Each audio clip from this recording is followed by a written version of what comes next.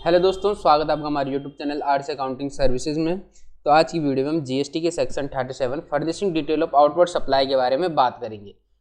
यानी कि आप जो अपनी आउटवर्ड सप्लाई करते हैं, यानी कि जो आप सेल करते हैं, उसका रिकॉर्ड आपको गवर्नमेंट को किस तरीके से देना होता है और कब देना होता है। तो सबसे पहले पॉइंट है हमारा, every registered person other than N input service distributor, a non residence tax payer person and person paying tax under the provision of section 10, section 51 और section 52 shall furnish electronically subject to the such condition and restriction and in such form and manner as may be prescribed the details of outward supply of goods or service or both effected during a tax period on or before the 10th day of month succeeding the said tax period, and such details shall subject to such condition and restriction within such time and in a such manner as may be prescribed be communicated to the recipient of the said supply. तो देखिए यहाँ पे हमारे पहले point में कहा गया है every registered person. Every registered person यानी कि हर वह व्यक्ति जो जीएसटी के अंदर रजिस्टर्ड है, किनको छोड़कर, इनपुट सर्विस डिस्ट्रीब्यूटर को छोड़कर, नॉन रेजिडेंट टैक्स पेयर को छोड़कर। And non residence tax payer, input service distributor, इन पे यह नियम लागू नहीं होता है। और non residence tax payer person and a person, जो हमारा non residence tax payer person हो गया। दूसरा हो गया हमारा person paying tax under section 10, 51 और 52, जो सेक्शन 10, 51 और 52 के तहत अपना जीएसटी में टैक्स पे करते हैं। उनको क्या करना होता है, अपनी मंथली रिटर्न को फाइल करना होता है इलेक्ट्रॉनिकली। तो देखिए जो कंपोजिशन वाले हैं वह 3 महीने में एक बार, और जो मंथली वाले होते हैं वह 1 महीने बाद अपनी जीएसटी R1 फाइल करते हैं। और जीएसटी R1 जो होती है हमारी आउटवर्ड सप्लाई यानी कि सेल से रिलेटेड होती है। यानी कि आपका जो भी सेल का डाटा होता है, आपकी जो भी आउटवर्ड सप्लाई होगी, वह आप जीएसटी R1 के माध्यम से गवर्नमेंट को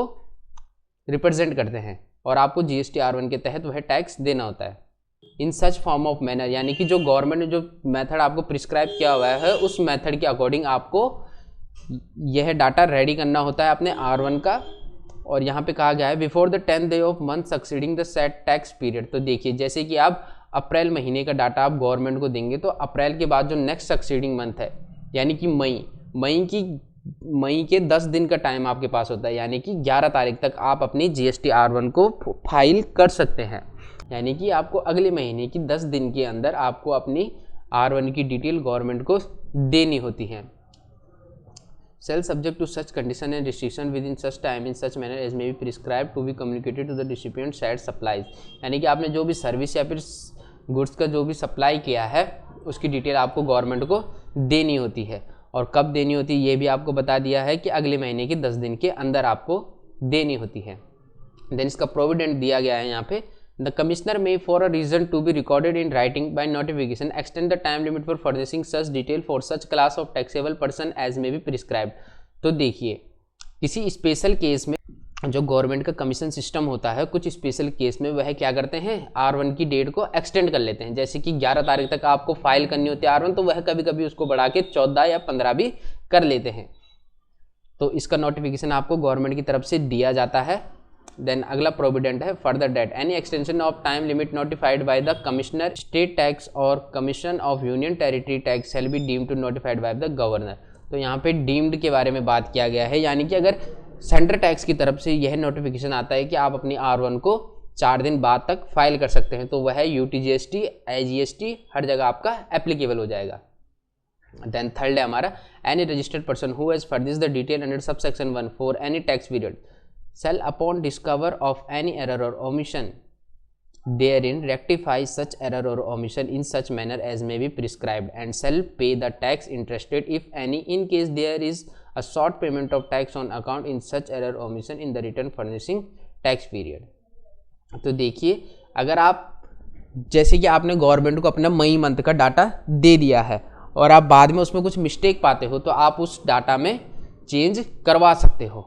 देन इसका प्रोविडेंट भी है that no rectify of error or omission in respect of detail furnished under subsection 1 shall be allowed after the 13th day of November following the end of financial year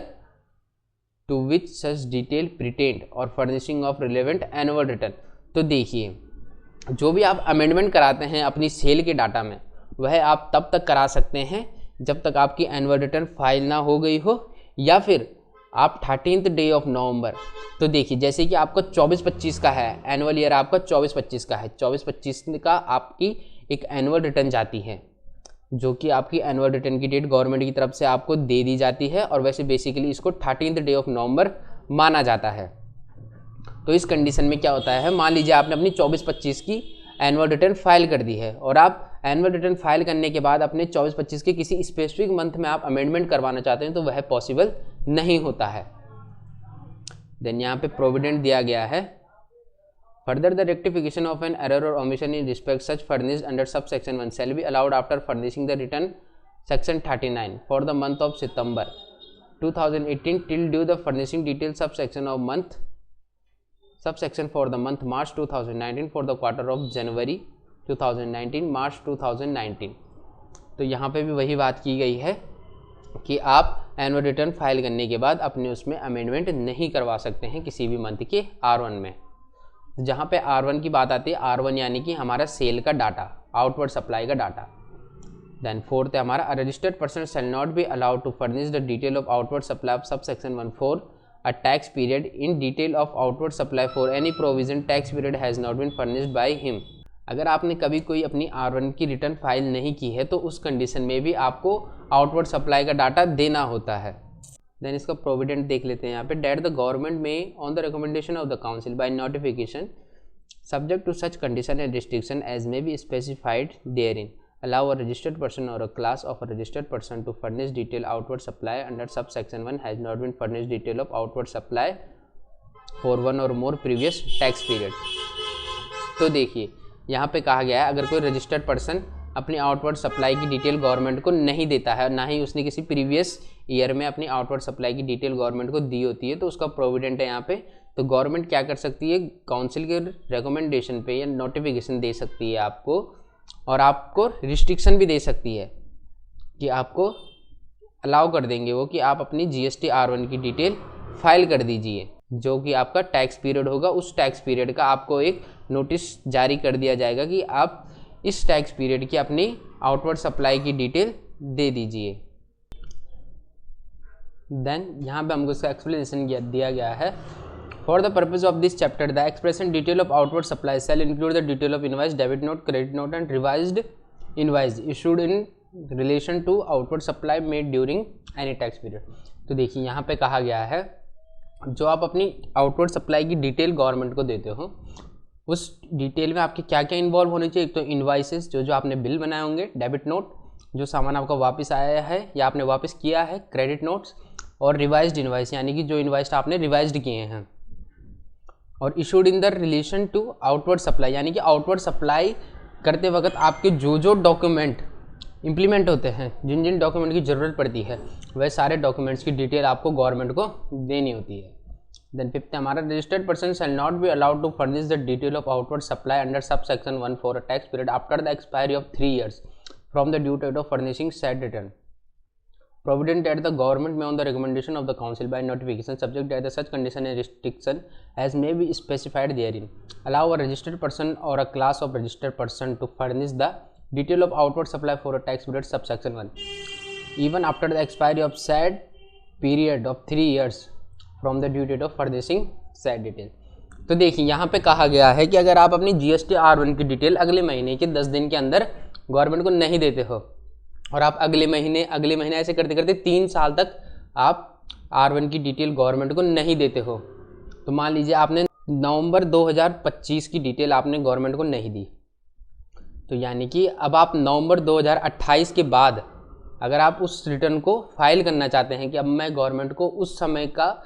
जो record था वह अब दे देता हूँ, तो ऐसा नहीं हो सकता है। 3 साल इसकी एक्सपायर हो जाए, 3 साल के बाद आप अपनी GST R1 को फाइल नहीं कर सकते हैं। उसके बाद आपको उस पर पेनल्टी भी देनी पड़ सकती है। वह इन सब का डिसीजन गवर्नमेंट या और GST काउंसिल खुद से करता है कि उस पर आपको क्या इंटरेस्ट, क्या पेनल्टी देनी होती है। तो दोस्तों आज की वीडियो में बस इतना ही।